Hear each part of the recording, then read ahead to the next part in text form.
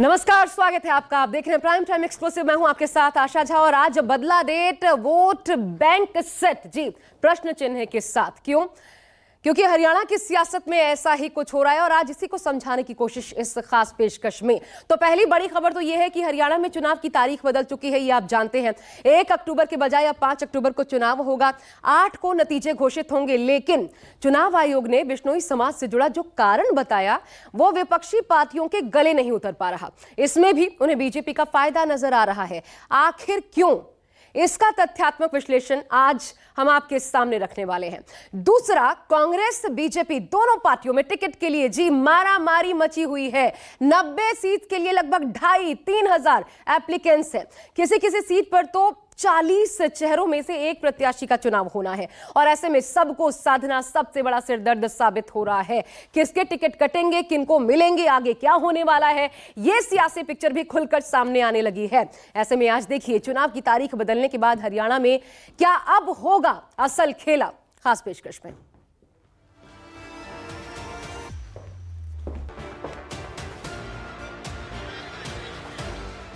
इनका तो भाइयों खाता खुलना मुश्किल हो जाएगा हरियाणा प्रदेश के अंदर। इस प्रकार की स्थिति ये कांग्रेस की बन रही है।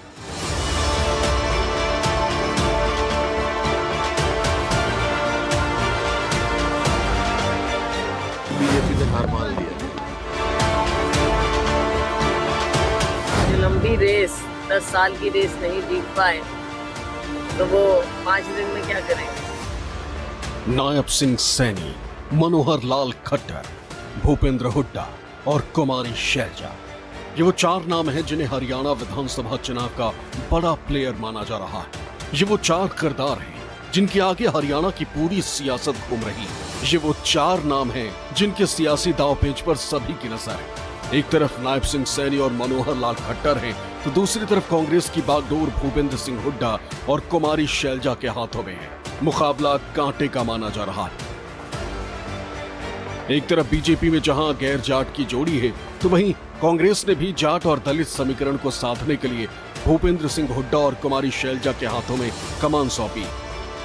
दोनों ही दलों को उम्मीद है कि उनके ये खिलाड़ी पार्टी के जीत के सिकंदर साबित होंगे। वहीं दोनों ही तरफ से एक दूसरे पर वार पलटवार का दौर भी जारी है। इनका तो भाइयों खाता खुलना मुश्किल हो जाएगा हरियाणा प्रदेश के अंदर। इस प्रकार की स्थिति ये कांग्रेस की बन रही है। भूपेंद्र सिंह हुड्डा जो हिसाब मांगता हुआ फिर रहा है, एक कहावत मुझे याद आ रही है और वो कहावत है कि दिल में कसक है, चेहरे पर नकाब लिए फिरते हैं। दिल में कसक है, चेहरे पर नकाब लिए फिरते हैं। जिनके खुद के खाते खराब है, हमारा हिसाब लिए फिरते हैं। भाइयों, ये लोग हरियाणा में लोगों को सुविधा देने के लिए नहीं, भाइयों हरियाणा प्रदेश के अंदर भ्रष्टाचार करने के लिए आते हैं। ये लोग छत्तीसगढ़ मन बना चुके हैं 2024 में कांग्रेस की सरकार बनेगी। मुख्यमंत्री बात करता, मुख्यमंत्री तो भाई विधायक चुनेंगे, लोग चुनेंगे। हाँ, मैं प्रबल दावेदार हूँ और रहूंगा। हरियाणा की ठेठ राजनीति में इन किरदारों का अहम रोल है, लेकिन इसी बीच हरियाणा की सियासत में अपडेट पॉलिटिक्स भी हावी होती नजर आ रही है। दरअसल चुनाव आयोग ने चुनाव की तारीखों में बदलाव करते हुए वोटिंग की तारीख 1 अक्टूबर से बढ़ाकर 5 अक्टूबर कर दिया। वहीं काउंटिंग की तारीख भी 4 से 8 अक्टूबर कर दी गई। हरियाणा में चुनाव की तारीख बढ़ाने के पीछे चुनाव आयोग ने ये दलील दी कि आगामी त्योहारों के मद्देनजर हरियाणा में चुनाव की तारीख को आगे बढ़ाया गया है। बिश्नोई समुदाय के मताधिकार के अधिकार और उनकी परंपराओं के सम्मान के तहत ये निर्णय लिया गया है। दरअसल बिश्नोई समाज अपने आराध्य गुरु जम्बेश्वर की याद में राजस्थान के बीकानेर के आसोज में अमावस्या उत्सव मनाने की परंपरा सदियों से चलती आ रही है। लेकिन चुनाव की तारीख बढ़ाने को लेकर हरियाणा की राजनीति काफी गर्म हो गई है। दरअसल हरियाणा चुनाव की तारीखों को लेकर सबसे पहले मांग बीजेपी ने उठाई।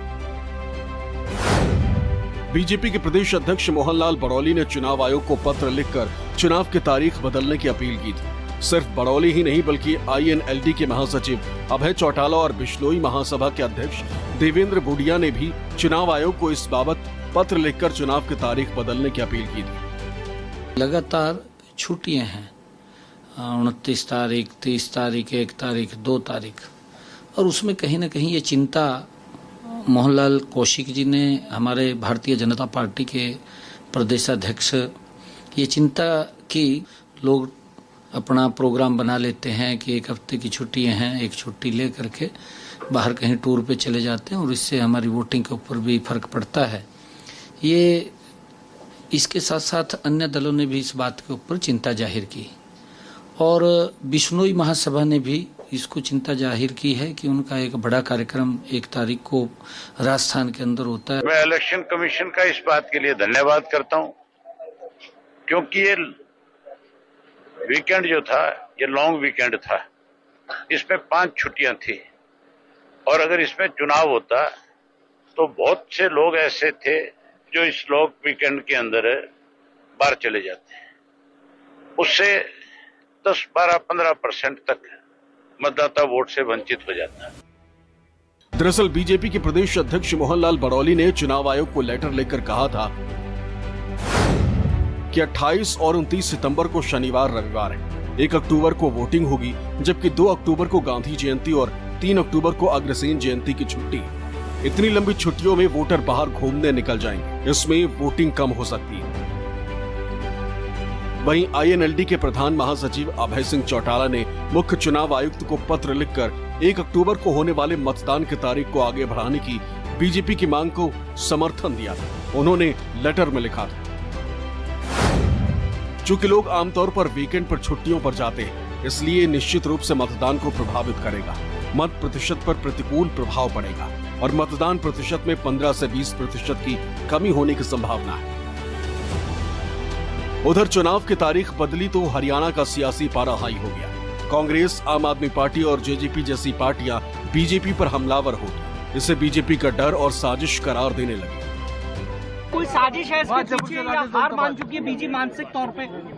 वो तो हरियाणा में तो पहले हार मान चुके हैं। जो पहले हरियाणा सरकार ने पत्र लिखा उसी टाइम मैंने कहा था कि बीजेपी ने हार मान लिया। इलेक्शन कमीशन ने जो निर्णय लिया उसका स्वागत करते हैं, मगर ये चीज़ साफ दिखाती है कि बीजेपी अपनी हार से बचने के इस तरह के हथकंडे अपना रही है। और तारीख बदलने से क्या होगा, जनता ने मन बना लिया है और इस बार जो मन है वो बीजेपी को प्रदेश से बाहर करने का है। चुनाव कैंसिल करवा ले, चुनाव आगे बढ़वा ले या जो भी करवा ले, लेकिन बीजेपी तो इस बार हारेगी। लोकसभा चुनाव के बाद से बीजेपी का काउंटडाउन देश में शुरू हो चुका है और बीजेपी अब आने वाला हर चुनाव हारेगी, बहुत बुरी तरह से हारेगी। जनता नकारना शुरू कर चुकी है बीजेपी को।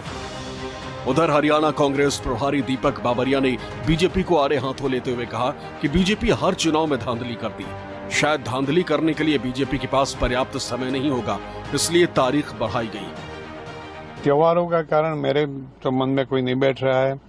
मैं जो देखता हूं कि भारतीय जनता पार्टी हर चुनाव में धांधली करती है। इन्होंने हरियाणा में आज किसी ने बताया कि आदेश कर दिए हैं उसके लीडरशिप को, येन के प्रकार ये चुनाव जीतना है, तो वो धांधली के लिए उसके पास पर्याप्त शायद समय नहीं होगा।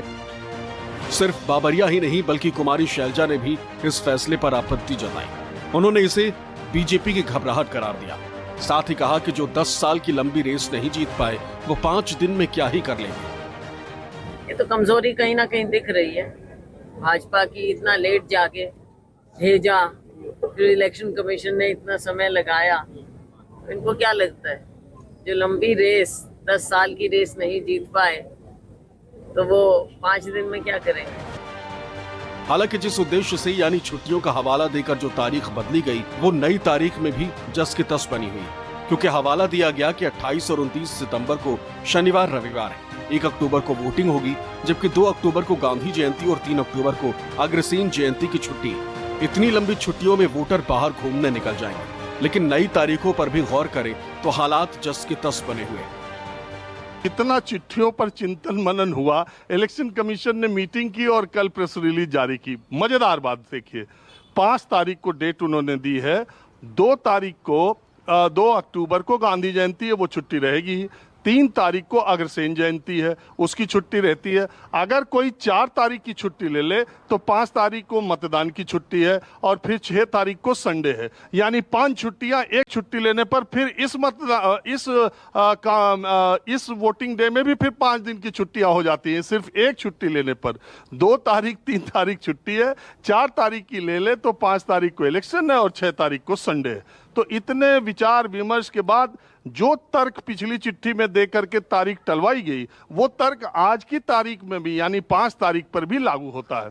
तो एक ये सवाल उठता है कि इतने सोच विचार विमर्श के बाद भी तारीख उसी तरह की दी गई जैसी परिस्थितियां पहले थी। दरअसल राजनीतिक पंडितों की माने तो इसके पीछे बीजेपी के वोट बैंक वाली पॉलिटिक्स छिपी, जिसके सहारे बीजेपी हरियाणा की चुनावी वैतरणी पार करने की जुगत में लगी। साथ ही क्या इसका असर चुनावी नतीजों पर पड़ेगा या नहीं, इसे जानना और समझना भी जरूरी हो जाता है। तो विपक्ष आरोप तो लगा रहा है, लेकिन बदला हरियाणा चुनाव का डेट तो क्या इसके पीछे वाकई विश्नोई वोट बैंक का खेल है? इसको समझने के लिए कुछ बातें आप पहले तो जान लीजिए। देखिए वो कौन सी बातें हैं। विश्नोई समाज चुनाव में ये जान लीजिए कि बहुत अहम रोल रखता है। कहां कहां इनका ये रोल नजर आता है? कुल मिलाकर के 4 जिले हैं, भिवानी, हिसार, सिरसा और फतेहाबाद। इन जिलों में इनका अच्छा खासा प्रभाव है। सीटों के लिहाज से अगर आप समझने की कोशिश करें तो कुल मिलाकर के 11 विधानसभा की सीटें हैं जहां विश्नोई समाज का अहम रोल है। इधर से उधर पासा इनके जरिए फेंका जा सकता है। चौथा, बीजेपी को मिलता रहा है विश्नोई समाज का साथ। सबसे बड़ा फैक्ट, ये झुकाव बीजेपी की तरफ रहा है विश्नोई समाज का। अब देखिए विश्नोई समाज का किन सीटों पर असर है वो भी हम आपको एक एक करके, 11 सीटों की हम बात कर रहे थे, एक एक करके वो तमाम सीटें आपको दिखा देते हैं। देखिए पहला तो ये आदमपुर, उसके बाद उकलाना, नलवा, साथ ही नलवा के बाद आता है हिसार, बरबाला, फतेहाबाद, टोहाना, सिरसा, डबवाली। कुल मिलाकर के 11 सीटें आपको बता रहे हैं। एलनाबाद, लोहारू, ये कुल मिलाकर के हो जाता है 11 का खेल। और कुल 11 विधानसभा सीटें ऐसी हैं मान लीजिए, तो जाहिर तौर पर चुनावी जीत को एक पाले से खींचकर यही 11 सीटें दूसरे पाले में डाल सकती है, इतना मादा रखती हैं। और इसी गुणा गणित को देखते हुए विपक्ष बीजेपी के साथ साथ चुनाव आयोग पर भी जमकर हमलावर है। एक तरफ चुनाव की तारीखों को लेकर सियासी बवाल चरम पर है, तो वहीं दूसरी तरफ दोनों ही पार्टियों में टिकट को लेकर पेंच फंसा नजर आ रहा, क्योंकि कुल सीटें तो 90 लेकिन दावेदार हजारों में। ऐसे में चाहे बीजेपी हो या फिर कांग्रेस, सीट टिकट का मुद्दा हावी।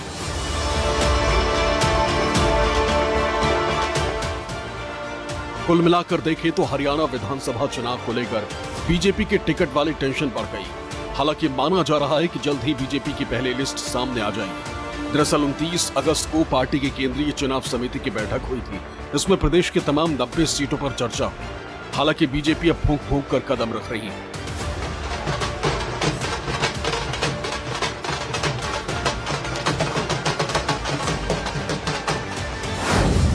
दरअसल चुनाव में उम्मीदवार तय करने के लिए बीजेपी की कोर ग्रुप की बैठक हो चुकी। साथ ही पीएम मोदी की अगुवाई में केंद्रीय चुनाव समिति की भी बैठक हुई, जिसमें टिकट को लेकर चर्चा हुई।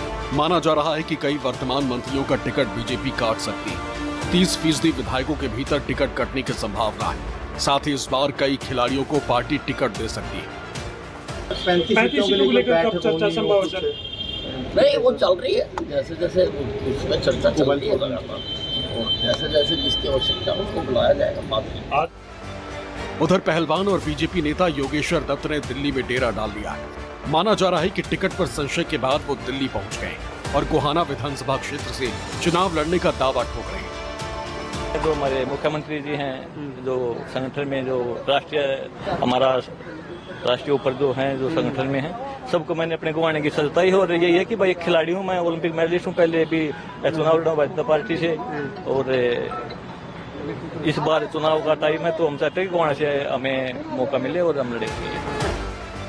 उधर लोकसभा में जीत के बाद से कांग्रेस के हौसले भी बुलंद हैं। कांग्रेस लोकसभा के जीत के लय को विधानसभा में बरकरार रखना चाहती है। यही वजह है कि कांग्रेस में लगातार मंथन का दौर जारी है। कांग्रेस आलाकमान ने तय किया है कि इस बार सांसद विधानसभा का चुनाव नहीं लड़ पाएंगे, बल्कि सांसदों को चुनाव लड़ने के बजाय चुनाव प्रचार करना होगा।